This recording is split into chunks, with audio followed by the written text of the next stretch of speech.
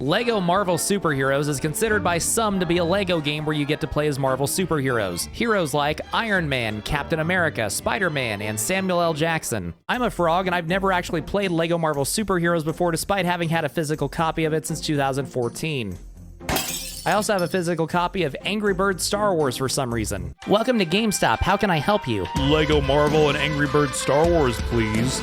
So in this video, I decided to not only play LEGO Marvel Superheroes for the first time, but try to 100% complete it in under 24 hours, just like in every other LEGO video I've done so far. That's collecting every mini kit, finding every red brick, unlocking every character, and so on in only 24 hours. And I'll tell you in advance, this was the hardest LEGO challenge I've had since my complete saga video. Let's hop in. Step 1, of course, was simply getting through the main missions and completing this game's original story, which I'll try my best to accurately summarize. It starts with Iron Man battling Silver Man to determine which metal is superior until Soul Silver gets hit directly by a missile and fucking dies. Then it cuts to a castle where Dr. Disrespect is planning acts of comic mischief. Meanwhile, a dude in striped pajamas and Abomination suffering from currently unknown side effects of Ozempic are wreaking havoc in Grand Central Station. So Steel Guy and the Green Giant team up to deal with that first, and the playable game begins.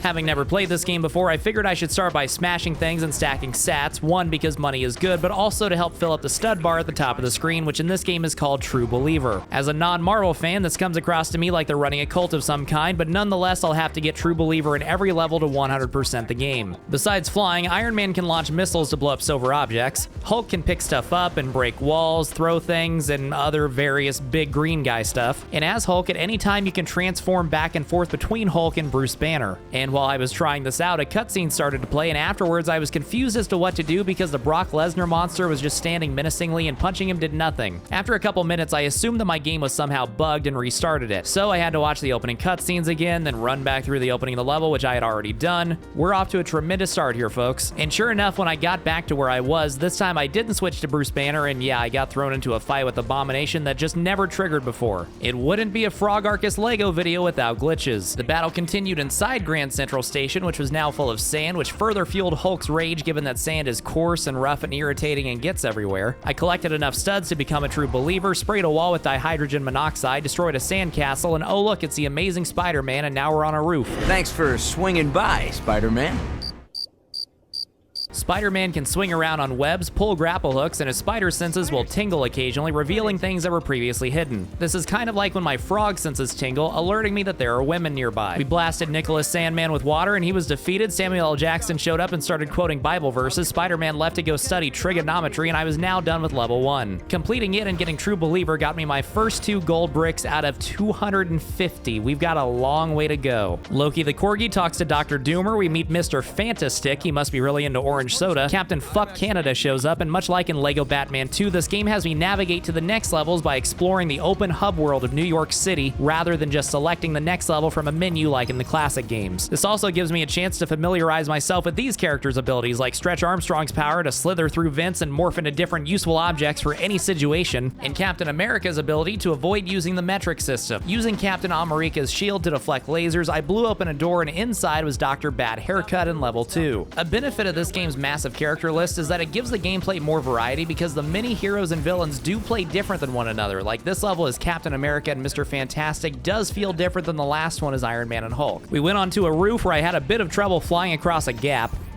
And on the mini roofs we battled across, I destroyed flower beds, which after the 5th got me my first mini kit of the game. All 15 of the main story levels have 10 mini kits hidden throughout I'll need to find. We smashed Doc Ock with Pedro Pascal's head, which triggered a cutscene, and I thought the level was over, but I was actually only halfway through. I quickly learned that this game's levels are long. But now with Spider-Man in the party, we continued fighting through robo-spiders and collecting studs until we made it out to Times Square, where a crowd of people with zero survival instincts formed to watch our final fight with the guy who wants to murder them all. Not a cell phone in sight, just people living in the moment. Beating him ended level 2. In the following cutscene, Black Widow and the guy from the Hurt Locker show up to take over, so Spider-Man goes back to class, and Captain America and Mr. Fantastic take a vacation to Thailand. Hawkeye uses a bow and arrow that can blow up silver objects and make beams for gymnastics, while Scarlett Johansson can turn invisible, use smart people terminals, and befriend Bill Murray during a visit to Tokyo. Level 3 sees them visit the OsCorp building, where Spider-Man is waiting for them in an elevator, and the Green Goblin is flying around on a hoverboard, and we gotta stop him. I had to solve a puzzle involving involving hidden colors in a certain order that took me a minute to figure out because I was randomly guessing and didn't notice that it literally tells you the sequence first. Outsmarted by a Game for 7-year-olds award. The Green Goblin threw explosive pumpkins at me, Black Widow used her magical redhead powers, we fell down a hole and navigated the second half of the level where we encountered the evil Black Spider-Man Venom, who further on one-shotted me with the jump scare.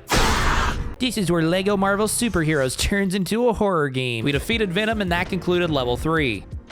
Now back as Iron Man, I was flying around the streets of New York City until abandoning this extremely efficient means of transportation to ride on a boat instead. Iron Man and Hulk go to a prison where they find Wolverine, the most famous of the X-Men, and prior to playing Marvel Rivals a couple months ago, I had no clue the X-Men were even Marvel characters. The inmates are let loose by a David Bowie cosplayer and Blue Lady, and the level begins with us needing to fight our way in, after smashing more stuff for studs, of course. This outdoor part was a bit confusing, partly because without realizing it at first, I accidentally did a glitch to get Hulk to a place where he shouldn't have been able to get to yet, so that I was all confused on where I'm supposed to go first. Our new hero Wolverine has a spider sense type deal, except it's blue and yellow. He can use claw switches and dig up stuff like a dog.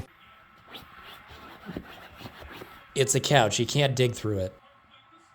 We traveled inside Alligator Alcatraz, where I continued beating up inmates, solving puzzles, sent the Abomination down a hole, Magneto showed up and ruined Iron Man's suit, and we had an easy boss fight with the Rum Tum Tugger on an elevator, then another one with Abomination. We find out in the in-level cutscene that Loki is free, then Captain America shows up, and after a very exhilarating boat ride back to Manhattan, we went to Stark Tower to begin level 5, which is all about getting T. Stark a new suit. Except someone hacked his house, everything's trying to kill them, and story-wise, this kind of seems like a filler level, but who cares, it's a LEGO game. You get to run around in his metal suit that he built in the Al-Qaeda cave, Captain America to flex more laser beams because that's about all he's good for, and towards the end of the level you unlock a new Iron Man suit that has laser beams and can melt gold objects, in addition to being able to fly and blow up silver objects still. So this new Iron Man, called Iron Man Mark 42, I thought was the most useful character in the game, and after the main story, it was who I played as the most. But we still got a long ways to go until then. Iron Man and Steve Rogers confront Loki, the last samurai, and Third Wheel, and the level ends with a boss fight against the latter two and their zombie minions who were no match for the peak Iron Man suit. They hijack a big Iron Man suit, so to counter this, the real Iron Man calls in the backup of other Iron Men, and he gets ganged up on like a normal person visiting Reddit. There are 15 main story missions, and with 5 now completed, that means I'm through a third of them in under 3 hours. At this point, I was feeling very confident about my ability to do this game in well under the 24-hour mark. I was completely unaware of the horrors to come. What is bro doing? Now with over 1 million studs in the bank, I figured it was time to start looking into stud multiplier red bricks. Red bricks are game modifiers you find hidden in levels, which then become available for purchase. Except for the first red brick, studs times 2, which you're able to buy from the start as soon as you can afford it, which with my million, I now could and did. So now with this unlocked, that just means all studs I grab are now doubled in value. In level 6, we're back as Hawk Guy and Marriage Story and break into the Empire State Building, which has been captured by evil people wearing green, and not exactly what I meant when I wished for a redhead. None of them appear in the first area though, so I simply have to navigate the area and complete puzzles. We discover a secret factory where the elves are constructing weapons for Raytheon, but a new hero called the Human Torch shows up to help out with his powers of flight and burning people alive. After brutally murdering our foes and traversing through a couple more areas, Captain America shows up and we fight the red guy, and Wolverine comes out of nowhere to trip him, leading to him getting John coffied. But Loki got away and we need to go find his brother Thor, so I jacked a car and sped through the city because it's all about making that GTA, and we found Thor hanging out casually in the back of a parking lot like a drug dealer. The gang takes a hit of ayahuasca and begin floating through the 5th dimension until they land on a frozen clockwork fable, and the machine elves are not happy about it. We fought our way through Asgard on our quest to kill Loki to death, and this was one of the best levels in the game in my opinion. I liked it a lot. Speaking of like, I'm not letting grandma out of the cage until you hit the like button. Loki cloned himself and I had to use werewolf sense to spot the real Loki. Then there's a fight with Loki where he's in a Megazord, but unfortunately for him, it's no power for the match of Captain America's shield. Loki teleports away and everyone else goes through a portal to return to the beautiful streets of New York City. Wolverine takes a cube to Professor X, and this leads to the X Mansion getting attacked and me getting to play as Jean Grey and Cyclops. This isn't a bit, I have literally never heard of these people in my entire life. Using Grey Jean's psychic powers, I mind-controlled Stan Lee and turned on a water pipe to put out fires, which got me a gold brick for rescuing a Stan Lee in peril. You may recall from LEGO Batman 2 that there are citizens in peril in each level and in the open world. This game has Stan Lees in peril. So the next level has us fight through the burning X-Men Hogwarts and rescue the students while fighting off purple people. Alongside Jean Grey's psychic powers, Cyclops has heat vision, which comes in handy while fighting off evil mutants. We come across a new bad guy with a giant tongue named Toad. Not to go full frog racist, but it makes sense that a toad would be involved in this. We free another hero named Storm who can hover and use the power of weather. We moved outside where we beat up more people and unlocked Iceman, really creative name. We fought through the mansion some more, unlocked Blue Wolverine, and the level ended with a boss fight against the Marvel version of Bane. Jules briefs the Fantastic Four and I unlocked the Invisible Woman who was very clearly visible. Then when the next level starts, we raid a castle and I unlock the Thing to get my last Fantastic Four member. With 155 characters in total in this game, this is basically meaningless. This level is neat gameplay-wise with Invisible Woman using mind powers and invisibility, and Rock Guy doing Hulk stuff, and Mr. Fantastic doing weird stretchy stuff. And later on, the Human Torch shows back up too, and we go inside and beat up the Green Goblin. This level was on the shorter side. Iron Man, Thor, and Spider-Man jack a submarine, which is fine by me because Iron Man and Spider-Man are the most fun characters to play as in the game. We beat up bad guys who look like Darth Vader from the planet Vulcan. We see Stan Lee trapped under an object that I'm not able to save him from until I replay this level in free play mode. We fight some bad guys and the submarine crashes, so we walk around on the ocean floor of Manon trying to find the star map until we instead find Dr. Doom again and capture him. Level 10 done. Unfortunately, Megatron brings the Statue of Liberty to life, and she is not happy about it, so the next level has us battle our way to stopping her. I'll be completely honest, at this point in the story, I was kind of bored and ready to just be done with these levels. I don't think that's an indictment of them, though. It had more to do with me being 5.5 hours in and still having 5 more levels to complete and wanting to be done already. For the first time in a level, I rescued a Stan Lee in peril to get another gold brick. Then we inserted ourselves in the Statue of Liberty and had a boss fight where each hero took a turn being mind-controlled. Lady Liberty decapitated herself, and in the next level, we went to a tropical island that had dinosaurs. I just turned 25 years old a couple weeks ago, so I'm something of a dinosaur myself. I freed the Thing after he got himself stuck in the dryer, then fought through the tropical forest on our quest to find Newman before he's killed by a Dilophosaurus, except this is a secret base of some kind belonging to Magneto, which means there was loads of resistance, but nothing that a frog on his second 5-hour energy can't handle. Captain Amtrak and John Carpenter's The Thing get surrounded by dinosaurs, but Storm shows up to save the day, and the level ends with a boss fight against a rhinoceros man. You also fight Mystique disguised as Magneto, and after stopping her, the real Magneto takes off in a flying machine. While everyone else is stuck in Jurassic Park, the submarine crew takes a visit to their new flying base where Loki and Dr. Doom are also hanging out with Magneto, so it's shaping up to be a real Clash of the Titans now in level 13.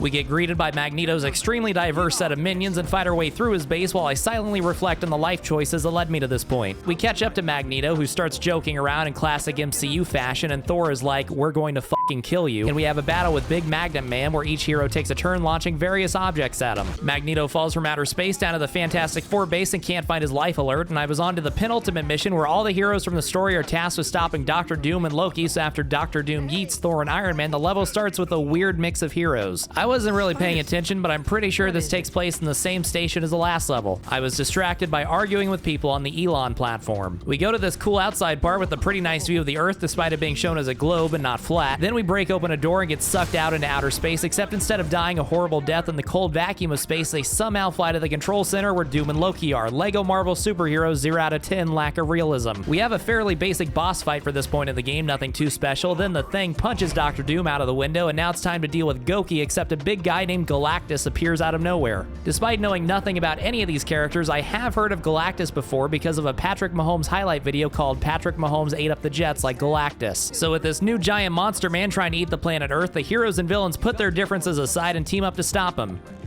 So I was now playing as Magneto and Abomination and needed to go to a waypoint in the middle of the city to start the final level. Magneto can fly, so I flew through the streets until reaching the waypoint where Doom said howdy do and to get in his jet, but I accidentally got in a car and fell through the map and had no way to get back to planet Earth. Again, it wouldn't be a Frogarchist Lego video without glitches. After restarting my game again and navigating back to Dr. Doom's jet again, this time I carefully got in and started level 15 where the Lego Marvel version of the World War I Christmas truce is happening, and then it's showtime. This is a really cool final level. There's multiple areas of the ship you cycle between, each having a different set of heroes and villains. The first group is the Thing, Mystique, Green Goblin, and Spider-Man. Periodically, Galactus turns on his vacuum mouth and you have to mash a button really fast or get eaten by him. The areas themselves just involve basic Lego things and building. Area 2 has Iron Man, Abomination, Human Torch, and Venom. Area 3 is Mr. Fantastic, Doc Ock, Captain America, and Mace Windu. And Area 4 finishes things with Storm, Dr. Doom, Magneto, and Cyclops. This final area is all about building a big fake globe for him to eat, and this section took me a bit because I found this control panel in the back to move an RC car, but couldn't figure out the controls to drive it because for some reason it's on the triggers and not the thumbstick. Then after bringing it out, I learned this was for a mini kit and not even for defeating Galactus. But we built the globe and Dummy went to eat it, but Hulk and Thor popped out and punched Galactus in the face and sent him to the Shadow Realm where he eats Loki, and 7.5 hours in, that was the last story mission done.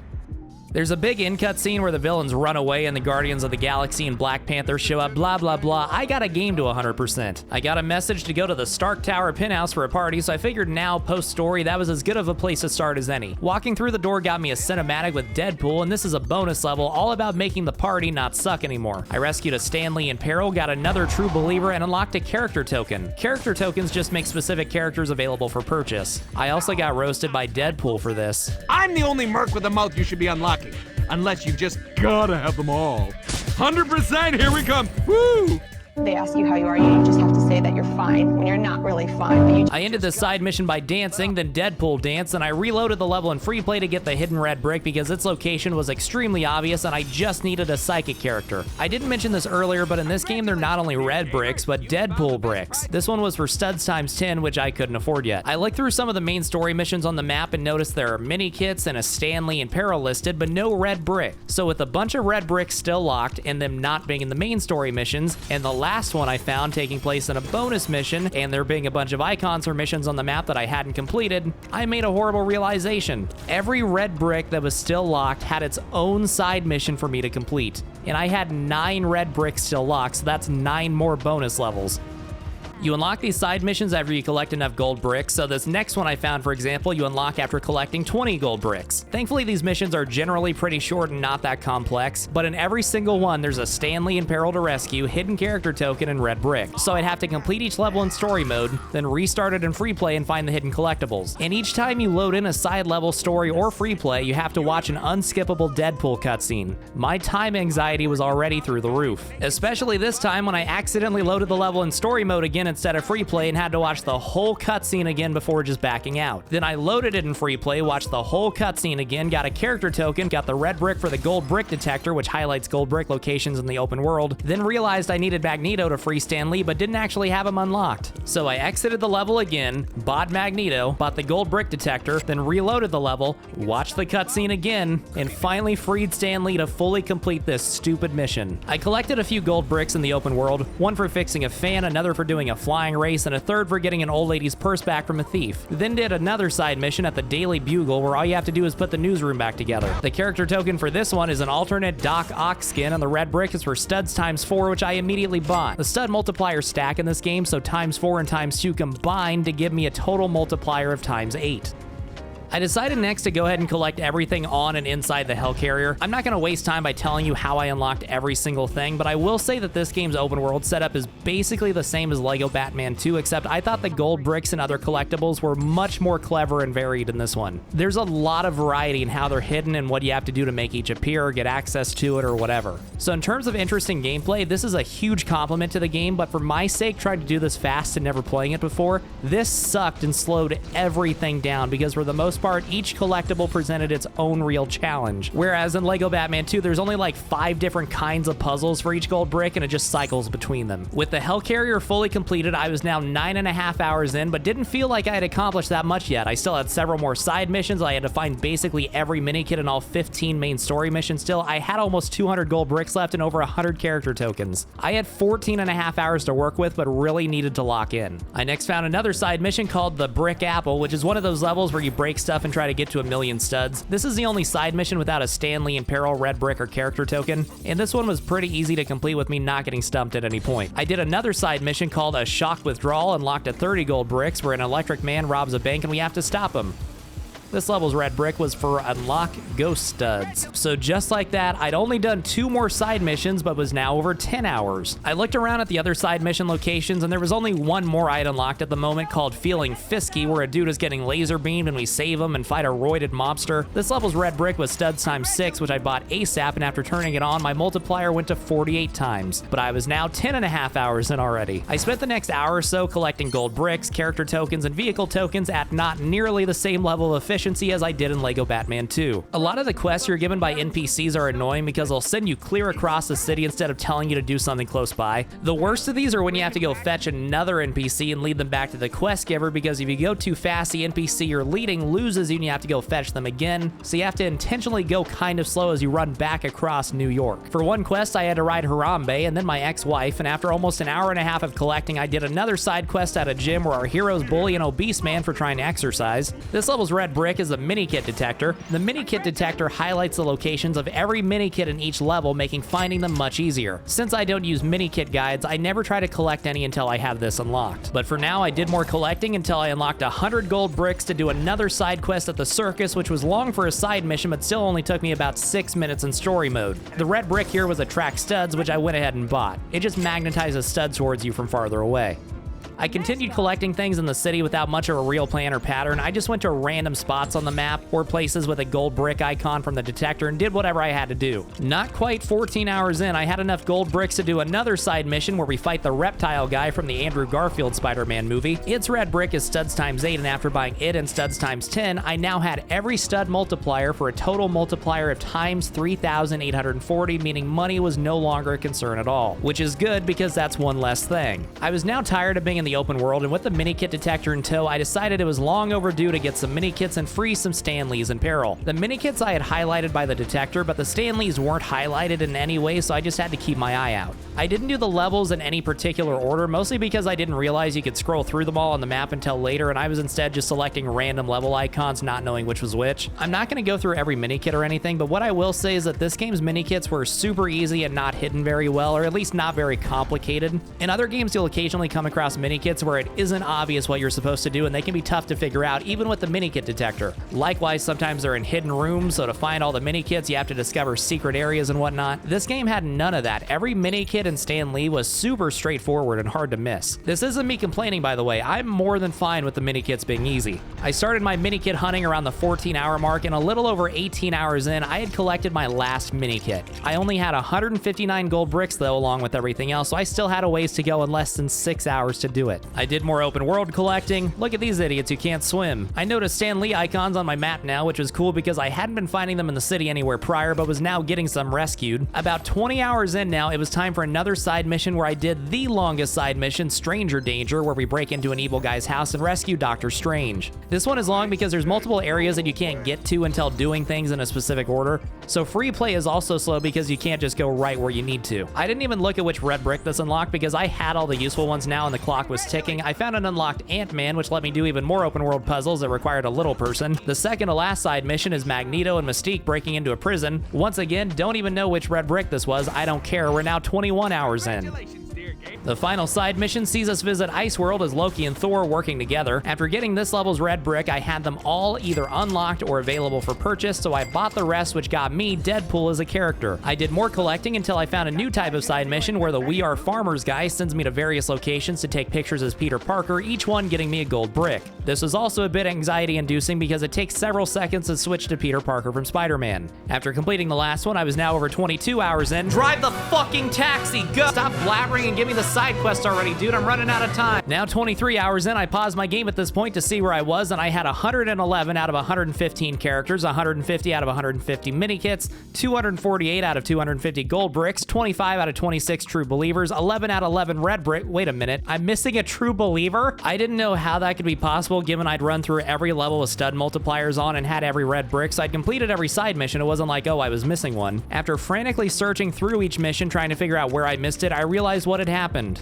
I had to restart my game before doing the Thor and Loki side mission, and afterwards forgot to turn my multipliers back on. So that one I did without any stud multipliers, leading to me missing it. So I loaded that level up with the multipliers turned on, collected a single stud, and boom, problem solved. I now had every true believer. After doing a couple side quests with Captain Britain, I had all but one gold brick and one character. Problem is, I couldn't find them anywhere on the map, but I had a lot of areas on the outside of the map not yet filled in. So what I had to do now is fly around the perimeter of the map, fill in the spots I was missing, and find these missing icons for missions. After a few minutes, I found the character I was missing and had to go straight up in the air until finding Taskmaster, who I have never heard of before in my life, but whatever, doesn't matter, buy him and character hunting completed. I continued flying around in my search for the gold brick until I uncovered a race. I flew through the green hoops, and 23 hours and 24 minutes in, I had every gold brick, but I was only at 98.8% completion. I had forgotten to buy all the vehicles. My mistake. After buying the last boat, I now had 100% completed LEGO Marvel Superheroes about 23 and a half hours in. This was the first LEGO game that had taken me over 20 hours since my Complete Saga video, and this was quite the challenge.